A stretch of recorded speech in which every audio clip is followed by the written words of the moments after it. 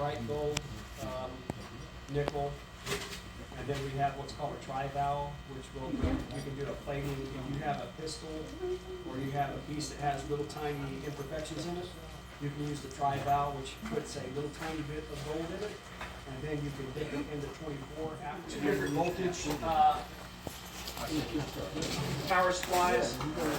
This one's from Circuit Specialties, both of them are from that. I usually do 2 towers on one side, and then 3 towers on the other, or 4 towers on the other. I'll split them up. I can connect each one of the towers. You don't want to do more than 3 or 4 because you'll start getting a drop in your voltage and your electricity flowing through there. Each one of these has a ground. Is that really on here? You can see these, you control the temperature on them. You can control the voltage. You can fine tune the voltage on here. I got 2.7 volts going through there.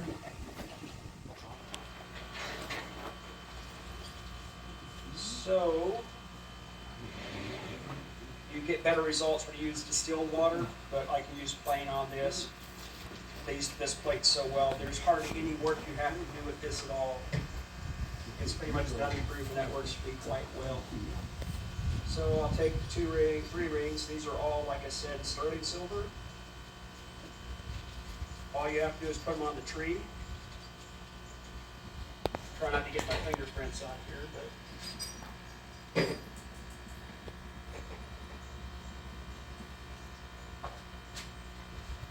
half of these are, the trees are gold on there, and half of them are nickel because I plated some nickel yesterday.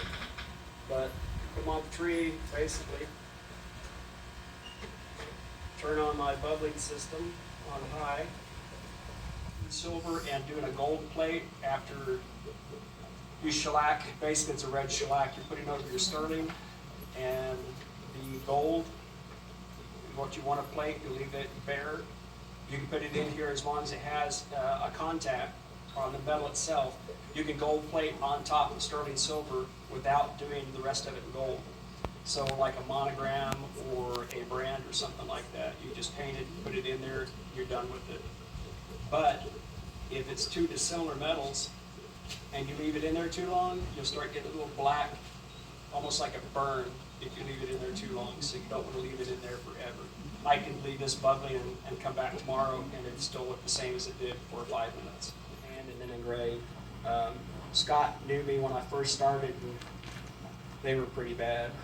But I like to think they're better now. Yeah.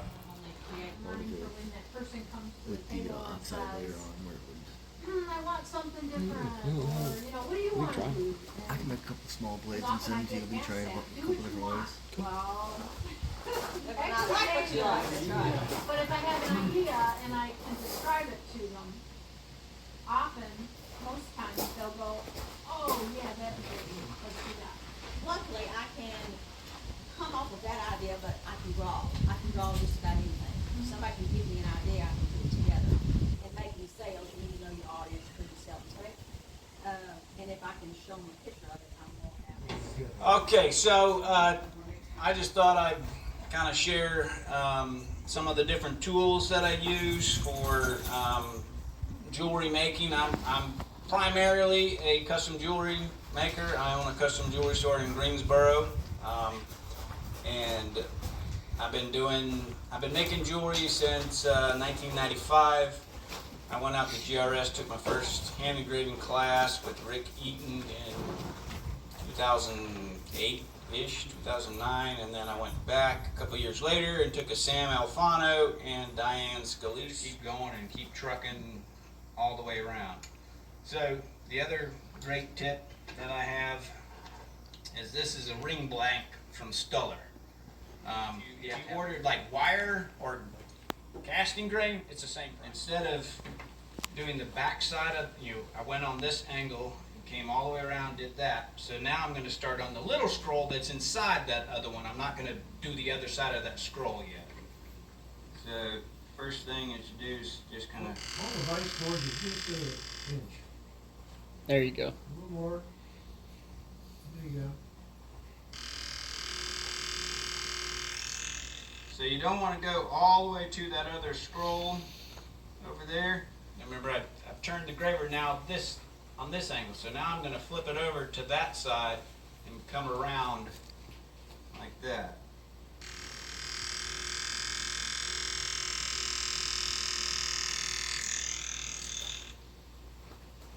And then now, once I've done this cut and then this cut, now I'm going to take my graver and cut the other side of the big scroll.